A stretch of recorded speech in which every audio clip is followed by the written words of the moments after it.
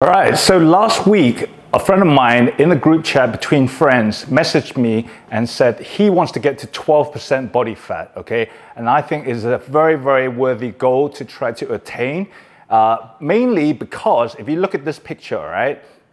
Somebody who does not exercise will basically get what is called sarcopenia, and that is loss of muscle.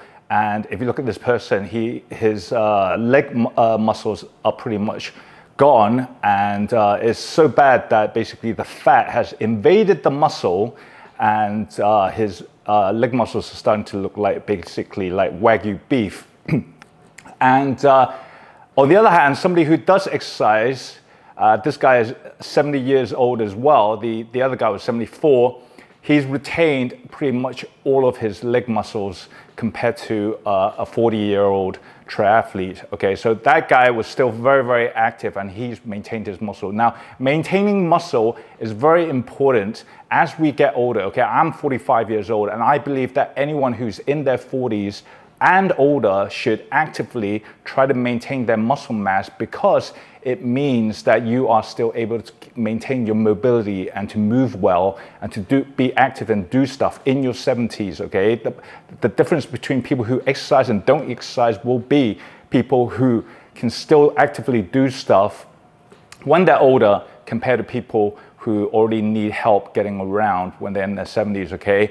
And also, people want to reduce their body fat percentage, the amount of body fat they have, because body fat, especially unhealthy body fat like visceral fat, or even worse, fatty liver, are directly linked to chronic illnesses, okay? So visceral fat is the amount of fat, is the type of fat that surrounds your internal organs in your belly area, and anyone with a big belly will literally have very high levels of visceral fat, and it is actually, the belly fat is actually fat which is overflowing, and that is actually most men these days, okay? So my friend wants to get to 12% body fat. I think it's a very worthy goal for people who already exercise, for men to try to get to 12% body fat, and for women to try to get to 20% body fat.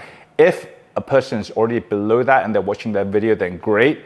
If you do not exercise, then I recommend that you do start exercising and you do start eating a healthy diet in order to cut down your body fat percentage. And that is more important than just losing weight, because a person who's just losing weight might be losing muscle weight as well. So we want to retain as much of our muscle as possible while only losing the fat, okay? So that would mean body fat percentage. So to measure the body fat percentage, the most accurate way is to do what is called a DEXA scan.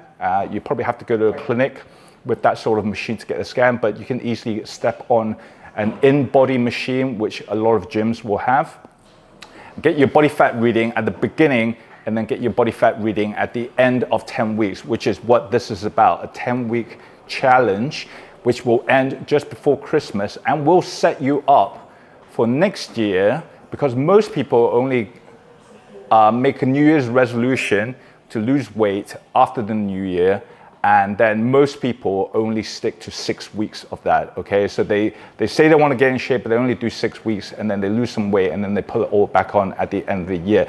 This will set you up for healthy habits, okay? So I'm going to run through basically most of the stuff that I'm going to do briefly, and then each week I'm going to do an update and explain in more detail what I'm doing, why I'm doing it, and some studies and the science behind why it is effective in terms of losing body fat and getting healthy, okay? So diet is going to be the most important thing, okay, in terms of losing body fat.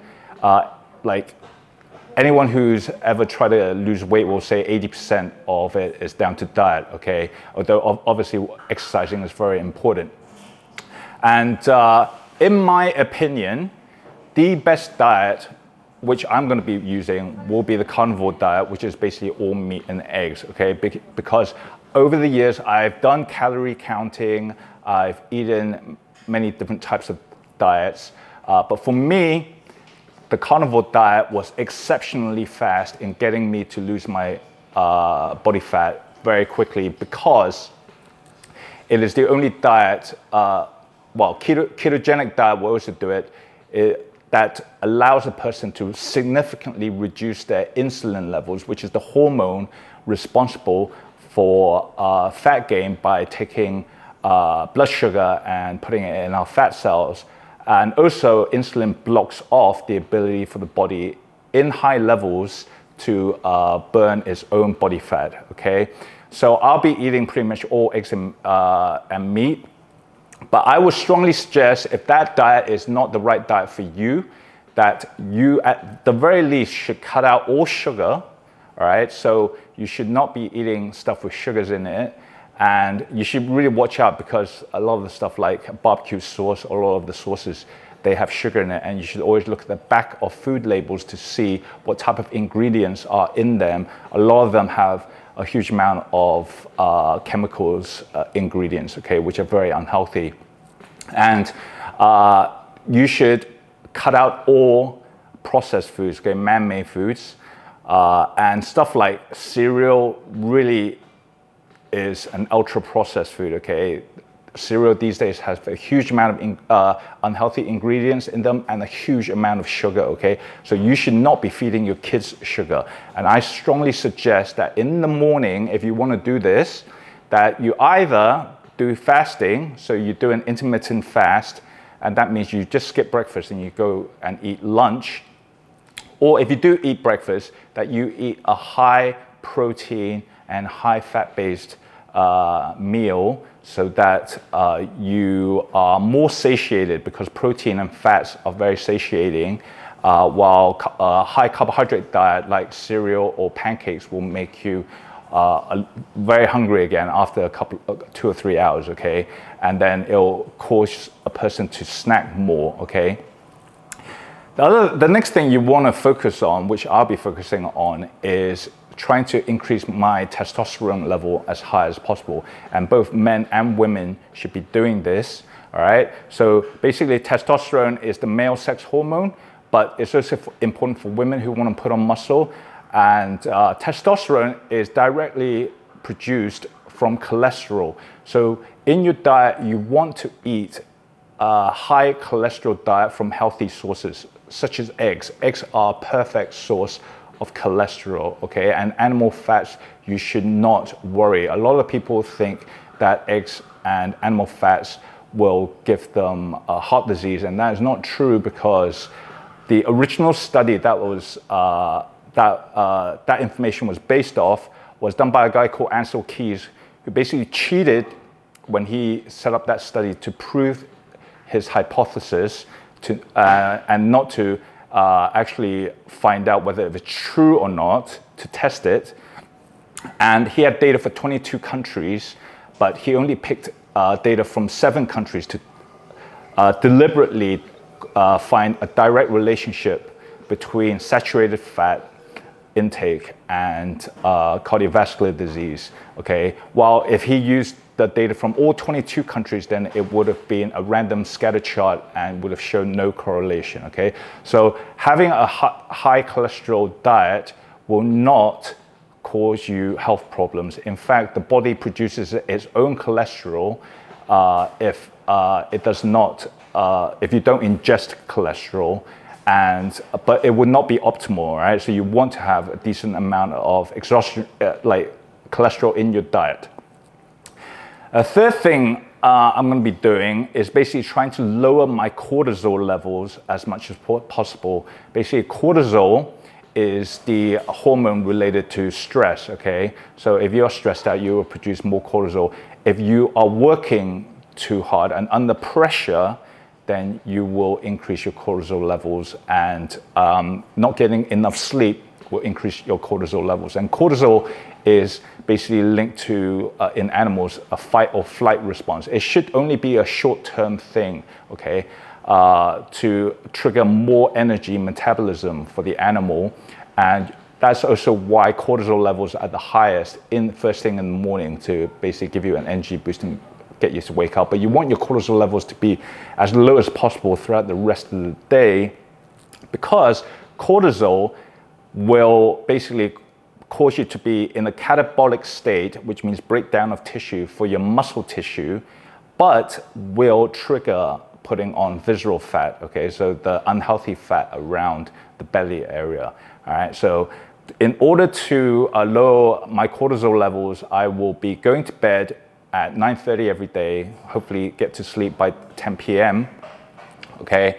And try to get as much sleep as possible. Because, why so early? Because when you go to bed at 10 p.m., when you go to bed earlier, the sleep quality in the early part of the evening from 10 to 12 p.m. is way better than the rest of the night, okay? So you will feel way more rested. Your body will be much more rested than if you go to bed later, such as at midnight, okay? And then also, I will be taking afternoon naps, okay? People who take siestas, they've totally got it correct. Okay, you might not be able to do that, but if you get a lunch break and you are able to, say, take a nap in the office, then I would suggest that you eat your lunch and then take a short nap, all right? It will significantly lower your afternoon cortisol levels. And also, in the morning, I try to basically catch a sunrise, which syncs my circadian rhythm, so that I sleep better. And then I usually do it while I'm standing on grass, so I'm doing what is called grounding, okay? And I also practice deep breathing in the morning when I'm doing that, okay? So deep breathing with a slow exhale, such as this. So I do 2 sharp inhales and then a slow exhale. And the reason why this exhale should be slow and longer than the inhales is because it triggers what's called the parasympathetic nervous system, okay? The rest and relaxation part of your nervous system, which allows you to lower your cortisol levels. And you can practice that at any time throughout the day, all right? So if you feel stressed out, then practice 10 deep breaths with a slow exhale, and that will lower your stress levels, okay? And the other thing, obviously, is exercise, okay? So exercise is still very important, especially in terms of maintaining your muscle mass or even boosting your muscle mass, so you can actually put on muscle while you lose weight if you do not already exercise, okay? And I would strongly suggest that you do resistance training, so strength training, at least 3 times a week. If you're very busy, then I would suggest you do it on the Saturday, the Sunday, and also one day midweek. And then you also, so that will help you maintain your muscle mass. And there's plenty of studies which indicate that strength and muscle mass has not only a direct relationship with health span, which is how healthy you are, which is why I mentioned that it's important to keep muscle mass so people maintain their mobility when they're older, but also linked to even lifespan, okay? So people who have more muscle will be able to live longer. And obviously, that's because they generally are healthier and they're less likely to, say, slip and break a hip or have any injuries or problems linked to being too weak. And then in terms of cardiovascular fitness, you also want to do about 3 sessions of cardio or HIIT, which is high intensity interval training a week. And I would suggest that you do about 15 to 20 minutes of cardio, or you do a very intense HIIT session, which basically means exercising very hard for a period of time, say 30 seconds, and then taking a 30-second or 1-minute rest, then doing a very, very tough 30-second session, or even longer if you can handle it, and pushing your heart rate as high as possible, okay? Although if you do have heart issues, then maybe don't push yourself too hard in that way and just do more of a steady rate cardio. But you want to do cardio and HIIT, and you might be able to, if you're busy, do it at the end of your strength and resistance training. The the reason for that is you want to increase your VO2 max, which is the maximum amount of oxygen that your body is able to supply to itself, okay? Because people who have a high VO2 max will have better cognitive function and, again, healthier and longer lifespan, because no matter what a person does, their VO2 max and also their muscle mass will decrease over time as they get older, right? But if you train for it, then it goes lower at a much slower rate, okay? And if a person's VO2 max is too low, then their body is struggling to provide oxygen just to their brain, okay? Just to their muscles, okay? So basically, they're gonna have problems functioning both physically and mentally. So you want to be as healthy as possible in terms of your cardiovascular health. And then the last thing you want to do is basically do stretching if you do have time to do it, to increase your flexibility, although that doesn't really impact your your fat loss, but can keep you injury free, okay? You do not want to push too hard so that you get injured, but you want to push as hard as possible, okay? And then also, I'm going to, and I strongly suggest you do as well, walk as much as possible during that time as well, because walking is a low stress on your joints, and it is low stress to your body system as well, again, because of cortisol, okay? So if you push your body too hard, even for the cardio, your cortisol levels will go up. And for the weight training, your cortisol levels will go up. But although you want that level to be up for the time while you're doing exercise, but you don't want to be stressing your body out all the time. So walking is a way of getting extra exercise and extra calorie burn without actually putting on more stress for your body, okay? So over the last year or so, I've been able to keep up around 17,000 steps a day, okay? The average person does maybe about 4,000 steps a day if they're working in the office. And you should try to aim for 10,000 steps a day. And that would mean you're consciously walking everywhere when you can, okay? So so it'd be good to take the stairs instead of the elevator. It'd be good to walk to places rather than just taking a car or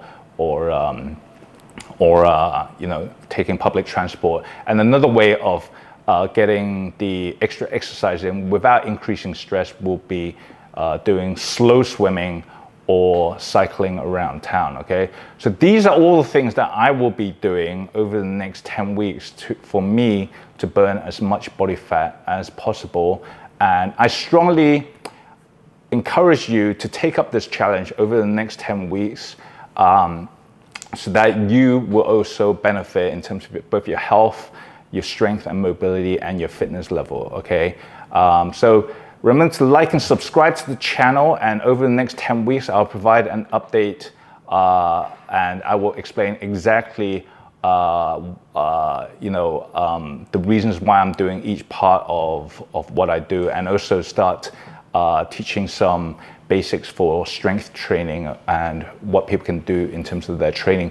But you can jump on YouTube at any time and search for body weight exercises if you do not do weights, so that you can just train with your body, okay? That's also calisthenics. Or if you already do weights, then try to push yourself hard and do 3 to 5 sets of each exercise in the 8 to 12 rep range, which will trigger as much muscle growth as possible. But it has to be challenging, okay? Not just doing very light weights. And if you're curious on what my body fat percentage is right now, it is at 20%, okay? So this is what I look like from the front, and this is what I look like from the back, okay? And then this is my body fat percentage from an in-body scan. So it is 20.1%, okay? Pretty much exactly at 20%. And I'm gonna aim to lower my body fat percentage by 8% and try to hit 12% as well, along with my friend. My friend who is watching this video right now, I'm calling you out, dude. Do not back out of this.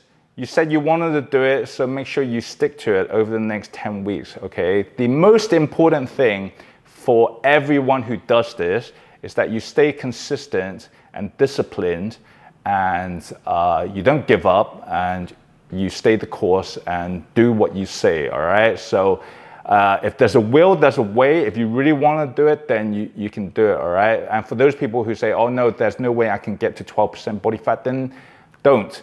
But try to lose as much body fat as possible, all right? So if this challenge is appealing to you, if you want to get healthier and stronger and fitter, then do it. And this week, hop on to go to the gym or go somewhere with an in-body scan, or get a DEXA scan and get your body fat percentage, beginning body fat percentage down, and maybe take a before shot in terms of how your body looks just for yourself. You don't have to post it up for anyone, so you know your own progress. It is very motivating once you see the fat actually come off. And then each week I will do an update letting you know basically exactly what I am doing and why I'm doing it, all right? So good luck if you are up for this challenge. I think it is a very worthy challenge, and for all my friends who said they are up for this 12% body fat challenge, come on bros, let's get it done.